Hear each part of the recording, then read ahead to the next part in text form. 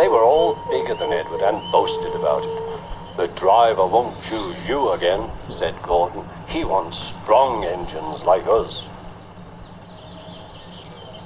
But the driver and fireman felt sorry for him. "Would you like to come out today?" "Oh, yes, please," said Edward. So they lit his fire, made lots of steam, and Edward puffed away. The other engines were very cross of being left behind.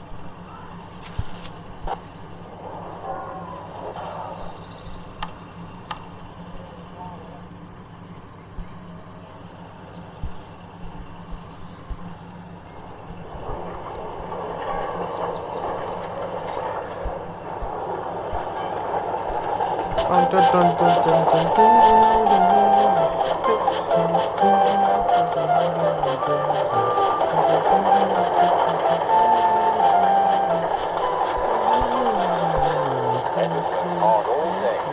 Otis thought he was very tired. The driver was very cross.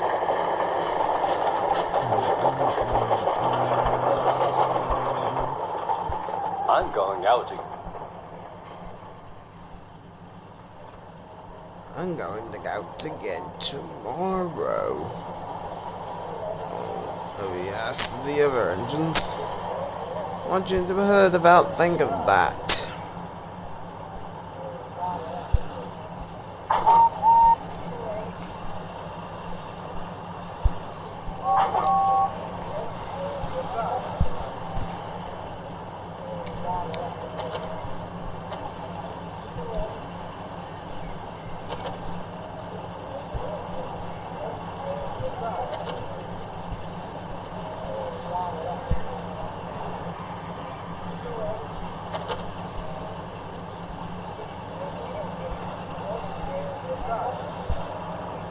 "Again tomorrow," Edward told the other engines that night.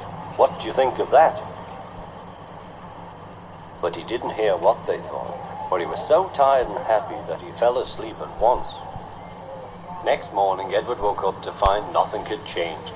Gordon was still boasting. "You watch me."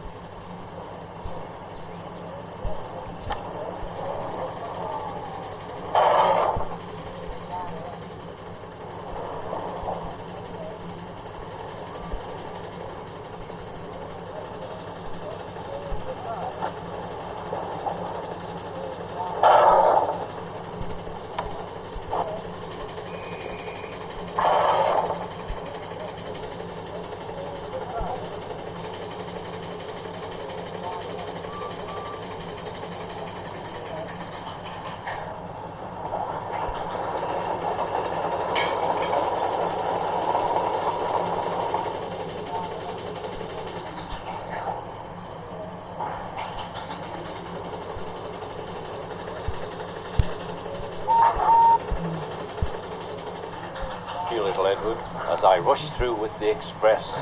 That will be a splendid sight for you. Goodbye, little Edward. Look out for me this afternoon.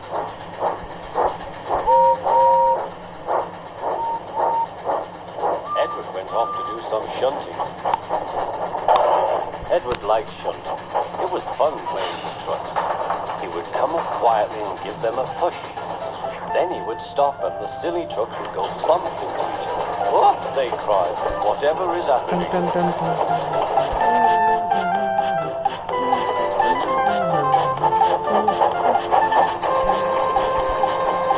Edward played till there were no more trucks. Then he stopped to rest.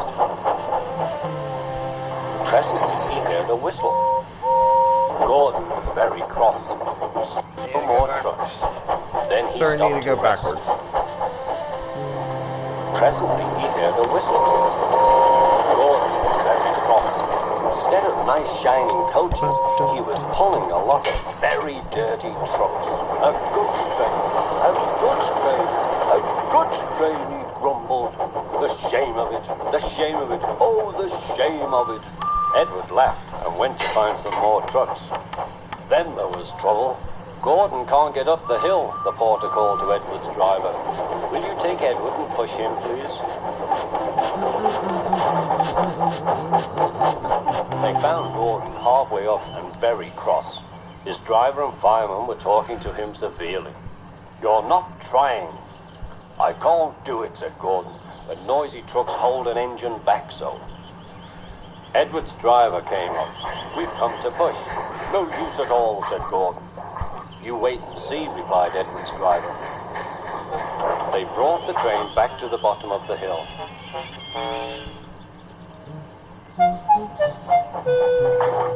I'm ready, said Edward. No good, grumbled Gordon.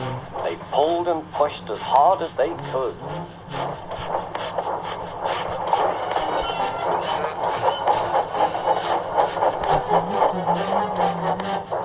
I can't do it, I can't do it, I can't do it, puffed Gordon.